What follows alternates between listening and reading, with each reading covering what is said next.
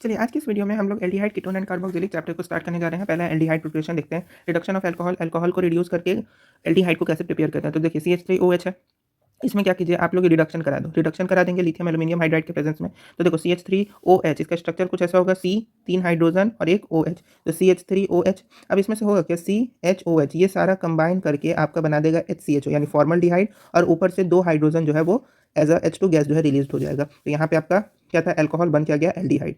Similarly इसमें भी होगा C2H5OH CH3CHO प्लस H2, तो यहाँ से भी 2 हाइड्रोजन जो है अलग हो जाएगा। तो इसमें से अगर 2 हाइड्रोजन निकल जाए, क्या बोले, इसमें से अगर 2 हाइड्रोजन निकल जाए तो बच कितना गया हाइड्रोजन, 4। यहाँ देखो 5, यहाँ 1, तो 5 1 6 हाइड्रोजन था, 2 निकल गया, 4 बच गया। यहाँ पे इसके साथ जुड़ के वो एल्डिहाइड बना दिया। नेक्स्ट है आपका ozonolysis of alkyne. Ozonolysis of alkyne में होता क्या है कि हम लोग अल्कीन को ओजोन के साथ रिएक्ट कराते हैं। जहाँ पे ये डबल बॉन्ड देख रहे हो, ये ओजोन जो है इस डबल बॉन्ड पे ही आता है। ये जो ओजोन है कहाँ आता है, इस डबल बॉन्ड पे, और आके ओजोन जो है ऐसे जो है कार्बन के साथ, ये देख लो कार्बन है, कार्बन के साथ ओजोन का तीनों एटम जो है वो कंबाइन करके कुछ इस टाइप का स्ट्रक्चर बनाता है। और उसके बाद ये स्ट्रक्चर क्या होता है कि एक बार यहाँ से ऐसे टूटता है और यहाँ से ऐसे टूटता है। तो यहाँ से जब टूटेगा ये स्ट्रक्चर तो CH3CHO एक ये कंपाउंड बना, दूसरी बार टूटेगा तो यहाँ हाइड्रोजन कितना है, 2, तो HCHO यानी कि फॉर्मल्डिहाइड बनाया। और जब ये जो कंपाउंड बना है, इस कंपाउंड को बोलते हैं ओजोनाइड। और क्योंकि यहाँ पे 3 कार्बन है तो प्रोपाइलीन हो जाएगा। 3 कार्बन है, देखो ना, 1 2 3, 3 कार्बन है, और हाइड्रोजन देखो 3 1 4 तो 6 हाइड्रोजन ही है। तो ये आपका प्रोपाइलीन हो गया, यानी प्रोपीन को ही प्रोपाइलीन भी बोलते हैं। तो प्रोपाइलीन ओजोनाइड हो गया। और प्रोपाइलीन ये जो ओजोनाइड है, जब इसको हाइड्रोलाइसिस किया यानी वाटर में डाले, तो ये मेरा पर्टिकुलर एल्डिहाइड बना और हाइड्रोजन पेरोक्साइड आउट हो गया। सिमिलरली आपका इसमें आ रहा है, यहाँ पे CH2 है, देखो ना, यहाँ पे CH2 था, वहाँ पे क्या अटैक किया तो HCHO अलग हो गया। सेम चीज़ आपका इसमें आ रहा है। इसमें क्या होगा कि जब भी आइसो ग्रुप हो, क्या हो, आइसो ग्रुप यानी कि ब्रांच में एक अल्काइल ग्रुप हो, तो ध्यान रखना है कि एल्डिहाइड तो बनेगा, साथ ही साथ एक कीटोन ग्रुप भी बनेगा। क्यों, क्योंकि यहाँ पे डबल बॉन्ड वाले पे जब ओजोन अटैक करेगा तो ये वाला ग्रुप तो मिलकर आपका एल्डिहाइड, लेकिन यहाँ से देखो CO CH3 तो C डबल बॉन्ड हो, CH3 आपका मिलकर कीटोन बनाएगा, जो कि एसीटोन बन भी रहा है। नेक्स्ट आपका रोसेनमंड रिडक्शन। रोसेनमंड रिडक्शन में क्या होता है कि एसिड हेलाइड का यूज करते हैं, एसिड हेलाइड या फिर एकाइल हेलाइड, COCl। यहाँ पे देख रहे हैं COCl। इसमें होता क्या है, सिंपली रिडक्शन होता है। हाइड्रोजन है, हाइड्रोजन कितना है, 2 मोल्स में, तो एक हाइड्रोजन क्लोरीन को लेके आउट, एक हाइड्रोजन इस HCO को लेके HCHO बना दिया। सेम आपका इसमें आ रहा है, सेम आपका इसमें आ रहा है। तो रोसेनमंड रिडक्शन में कुछ नहीं, बस रिडक्शन होता है, आपका नाम दिया हुआ है। नेक्स्ट है आपका स्टीफन रिएक्शन। स्टीफन रिएक्शन जो होता है उसमें हम लोग क्या करते हैं कि कोई भी आपका साइनाइड ग्रुप दिया है, या फिर नाइट्राइल, साइनाइड को ही नाइट्राइल ग्रुप भी बोलते हैं, तो कोई भी आपका साइनाइड ग्रुप दिया हुआ है उससे हम लोग एल्डिहाइड बनाते हैं। क्या बनाते हैं, एल्डिहाइड। तो कैसे बनता है उस चीज़ को समझिए। जैसे C2H5CN लिए, उसको SnCl2HCl, स्टीफन रिएक्शन को याद कर जाइएगा, इंपॉर्टेंट है। C2H5CN को SnCl2HCl दोनों के प्रेजेंस में क्या किए, हीट किए, तो एक intermediate unstable amine type compound मिला, जिसमें NH है, तो ये एक अनस्टेबल कंपाउंड मिला। इस अनस्टेबल इंटरमीडिएट जो ये कंपाउंड मिला, इसको जब हाइड्रोलाइसिस किया तो हमको एल्डिहाइड मिल गया। क्या मिल गया, एल्डिहाइड मिल गया। यानी सिंपल आप जानो ना, अगर इंटरमीडिएट आप हटा भी देते हो, इंटरमीडिएट नहीं भी लिखते हो, तो सिंपल जानो कि केवल अगर आप जो साइनो अल्काइल है उससे आपको अगर एल्डिहाइड बनाना है तो आप स्टीफन रिएक्शन देखेंगे। C2H5CN है, CN की जगह बस CHO लगा देना है। CH3CN SnCl2HCl के प्रेजेंस में CH3CHO, HCN है, HCHO। समझ में बात आ गई। नेक्स्ट है आपका डाइबल कैटलिस्ट। डाइबल कैटलिस्ट का पूरा नाम होता है डाई आइसोब्यूटाइल एल्यूमिनियम हाइड्राइड, जो कि एक स्ट्रॉन्ग रिड्यूसिंग एजेंट होता है। लिथियम एल्यूमिनियम हाइड्राइड तो बहुत ज़्यादा स्ट्रॉन्ग रिड्यूसिंग एजेंट है, उससे थोड़ा ये जो है वीक होता है डाइबल H, लेकिन ये भी एक अच्छा रिड्यूसिंग एजेंट होता है।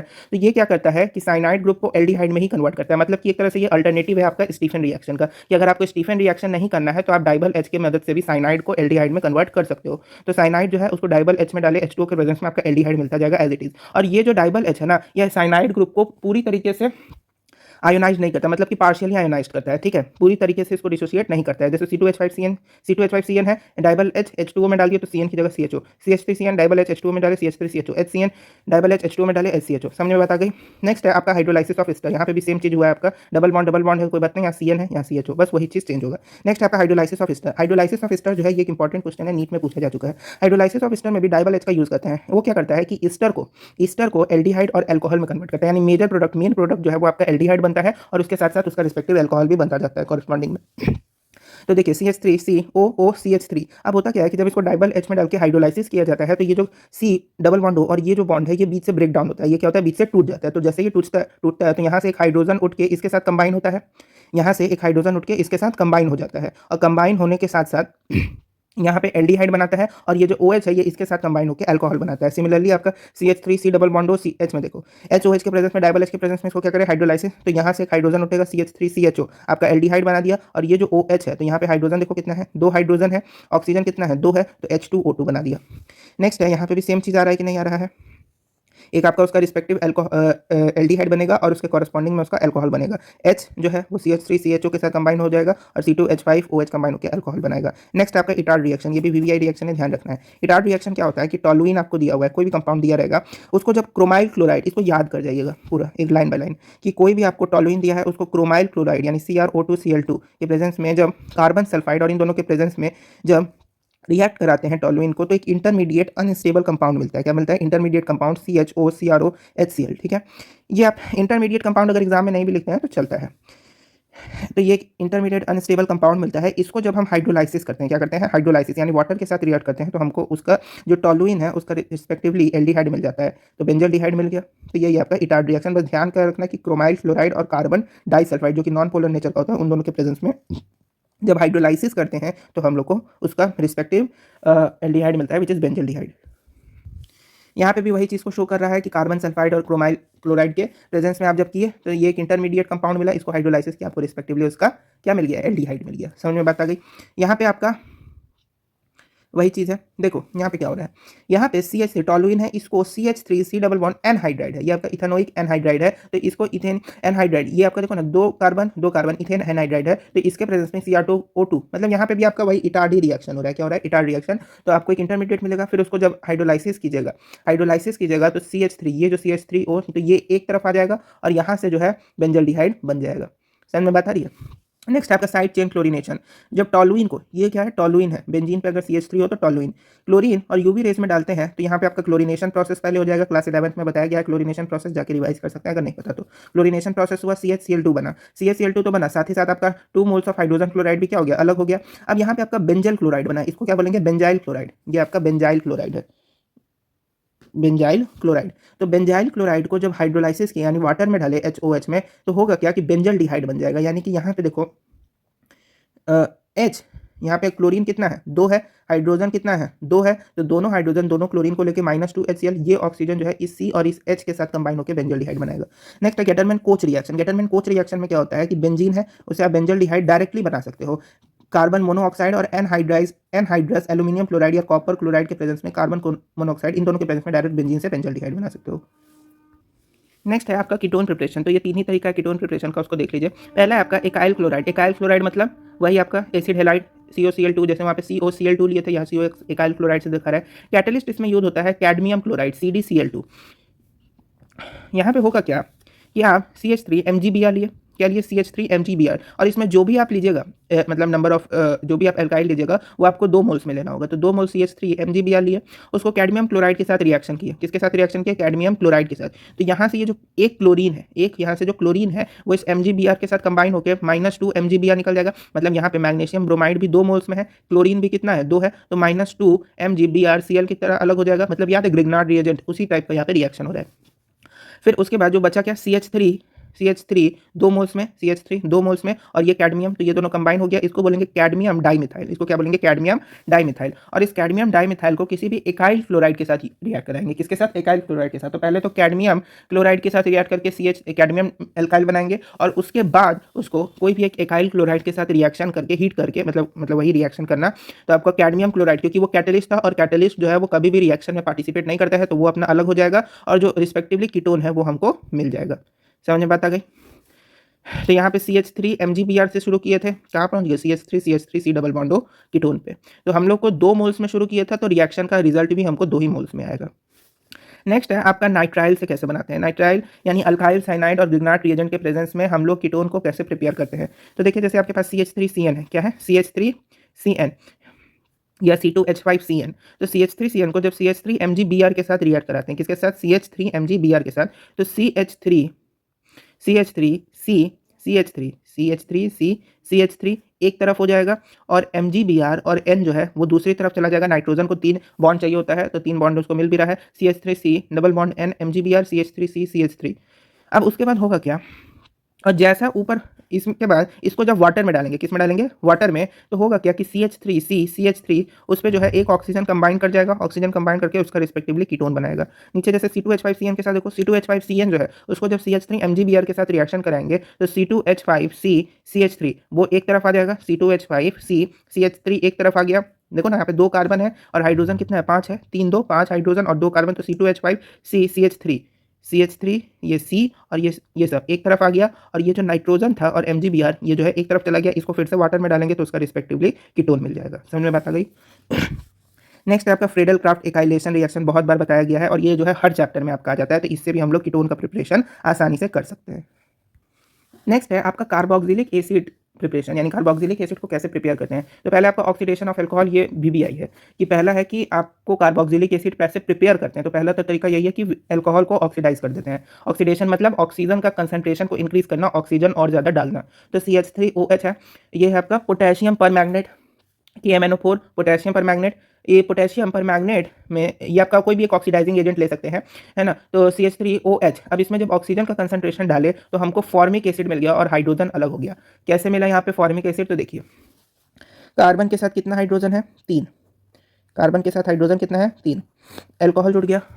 तो यहाँ पे होगा क्या कि ये जो ऑक्सीजन है ये इसको मिलेगा, ऑक्सीजन इसको मिला। ऑक्सीजन जैसे ही इसको मिल जाएगा तो यहाँ पे ये जो हाइड्रोजन है ये इतना जो है HCOOH फॉर्मिक एसिड, और ये दोनों हाइड्रोजन जो है वो अलग हो जाएगा, C3H7OH। ठीक है, अब यहाँ पे जोनेस रिएजेंट एक इंपॉर्टेंट है, जो भी नाम वाला है वो सब इंपॉर्टेंट होता है। जोनेस रिएजेंट क्या होता है? CrO3 और H2SO4 इन दोनों को कंबाइन करके बोलते हैं जोन्स रिएजेंट। इसके प्रेजेंस में भी आप लोग डायरेक्ट C3H7OH से C2H5 C double bond OH यानी कि रिस्पेक्टिवली उसका क्या बना सकते हो? एसिड बना सकते हो और हाइड्रोजन निकल जाएगा। ये भी आपका सेम एज इट इज आ रहा है, अल्कोहल से आपका OH बन जाएगा। ये सब आपका एज इट इज रहेगा, ये सब आपका एज इट इज रहेगा, बस अल्कोहल से कार्बोक्सिलिक एसिड बन जाएगा और H2 जो है वो अलग हो जाएगा।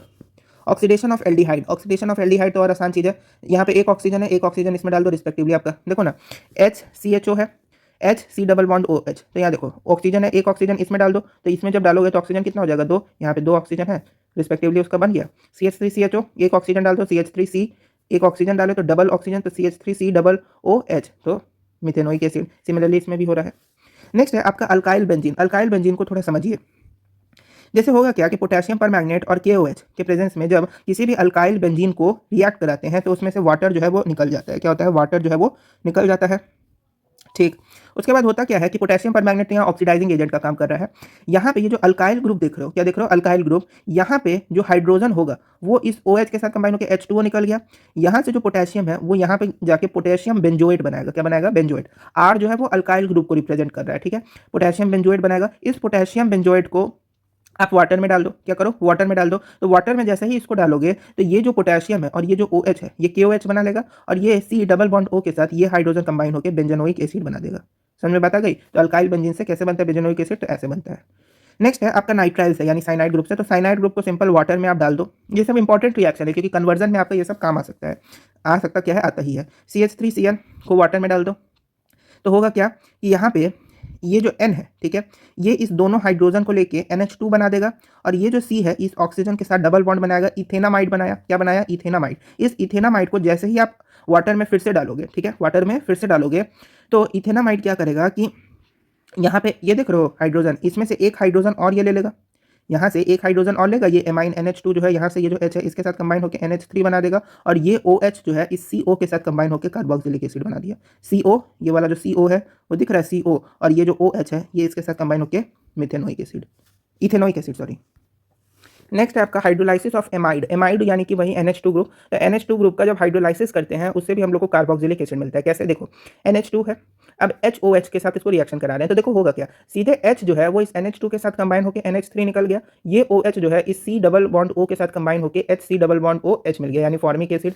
ठीक उसी तरीके से यहाँ C3H7C double bond O NH2 है, N जो है यहाँ से एक हाइड्रोजन जो है वो निकल जाएगा। मतलब यहाँ पे हम भले ही ये जो रिएक्शन देख रहे हो ना ये सबके साथ अलग अलग होगा। इसके साथ एक बार इसको रिएक्ट करके ये, फिर ये फिर इसके साथ ये, और ये यहाँ पे हम एक ही साथ बता दिए हैं। हालांकि जब आप लोग कॉपी में कीजिएगा तो पहले इसको इसके साथ रिएक्ट करके ये कंपाउंड बनेगा, ये इसके साथ रिएक्ट करके ये, और ये इसके साथ रिएक्ट करके ये कंपाउंड बनेगा। यहाँ पे हम एक साथ बताए हुए हैं। तो जैसे यहाँ पे बेंजीन CONH2 है, इसको HOH के साथ कंबाइन किए तो यहाँ पे होगा क्या कि HNH2 को मिलकर NH3 निकल जाएगा, और ये OH जो है इस CO के साथ कंबाइन होकर COOH यानी बेंजोइक एसिड बनाएगा। नेक्स्ट है आपका ग्रिग्नार्ड रिएजेंट। ग्रिग्नार्ड रिएजेंट से कैसे होता है? तो देखो ये भी एक इंपॉर्टेंट है। तो ग्रिग्नार्ड रिएजेंट से आपको अगर कार्बोक्सिलिक एसिड बनाना है तो क्या होगा? आपका बहुत बार क्वेश्चन आ भी चुका है कि how do you prepare carboxylic acid from Grignard reagent. तो देखिए RMgX है, ये ग्रिग्नार्ड रिएजेंट हो गया। इसको CO2 कार्बन डाइऑक्साइड के साथ रिएक्ट किए, कार्बन डाइऑक्साइड के साथ ड्राई ईथर के प्रेजेंस में रिएक्ट किए, तो होगा क्या कि R जो है वो एक कार्बन और एक ऑक्सीजन के साथ मिलके ये बनाएगा और एक ऑक्सीजन MgX मिलके ये बनाएगा। समझ में बता रही है। एक बार R जो है C डबल बॉन्ड O ये और RCO MgX ये बन गया। अब होगा क्या कि इसको हाइड्रोनियम आयन में डालेंगे। क्या डालेंगे? हाइड्रोनियम आयन में, H3O प्लस हाइड्रोनियम आयन में डाले। जैसे ही इसको हाइड्रोनियम आयन में डालेंगे तो यहाँ पे देखो होगा क्या, हाइड्रोजन कितना है? 3 है। ऑक्सीजन कितना है? 1 है। तो 3 हाइड्रोजन में से क्या होगा कि एक हाइड्रोजन और एक ऑक्सीजन, क्या बोले, एक हाइड्रोजन और एक ऑक्सीजन जो है इसके साथ कंबाइन हो जाएगा, तो COOH RCOOH मिल गया। और बाकी जो 2 हाइड्रोजन है वो इसके साथ कंबाइन होकर अपना अलग निकल जाएगा। समझ में बताए? तो हमको मेन कार्बोक्सिलिक एसिड बनाना था जो कि यहाँ से हमारा बन जा रहा है। समझ में बता रही है हम क्या बोल रहे हैं? नेक्स्ट है आपका एकाइल हेलाइड से। किससे? एकाइल हेलाइड से या हाइड्रोलाइसिस ऑफ एनहाइड्राइड। वही चीज़ जो हम बहुत पहले अभी बताए हुए किए थे कि हाइड्रोजन है और क्लोरीन है, दोनों कंबाइन होकर हाइड्रोक्लोरिक एसिड अलग, OH के साथ ही कंबाइन होकर COOH। ठीक है, ये सारा बताया गया है। नेक्स्ट है आपका एनहाइड्राइड के साथ। देखिए C2H5 C double bond O C double bond O C2H5 है, इसको HOH में डालें। ये क्या होगा, यहाँ से ब्रेक डाउन कर जाएगा। क्या हो जाएगा? यहाँ से ब्रेक डाउन कर जाएगा। जैसे ही यहाँ से ये टूटेगा तो यहाँ पे ये जो हाइड्रोजन देख रहे हो ये हाइड्रोजन इसके साथ कंबाइन हो जाएगा, ये OH जो है इसके साथ कंबाइन होगा। ये हाइड्रोजन जैसे इसके साथ कंबाइन हुआ तो C2H5COO और H कार्बोक्सिलिक एसिड बन गया। ये OH जो है इसके साथ कंबाइन होगा, C2H5COOH कार्बोक्सिलिक एसिड बना। दोनों जो है C2H5COOH बन रहा है, तो हम सीधे लिख दिया 2 मोल्स ऑफ C2H5COOH। समझ में बात आई? सेम आपका यहाँ पे भी हो रहा है। ये benzene C double bond OH के साथ कंबाइन हुआ और C2H5COOH, तो C2H5COOH। नेक्स्ट है आपका हाइड्रोलाइसिस ऑफ एस्टर। जैसे यहाँ पे देखो C2H5C, ये पूरा है C2H5COOCH3। ठीक है, तो इसको जब HOH में डाले तो एक हाइड्रोजन जो है इस COO और H के साथ कंबाइन होकर कार्बोक्सिलिक एसिड और CH3OH कंबाइन होकर CH3OH आपका अल्कोहल बना दिया। समझ में बात आ गई?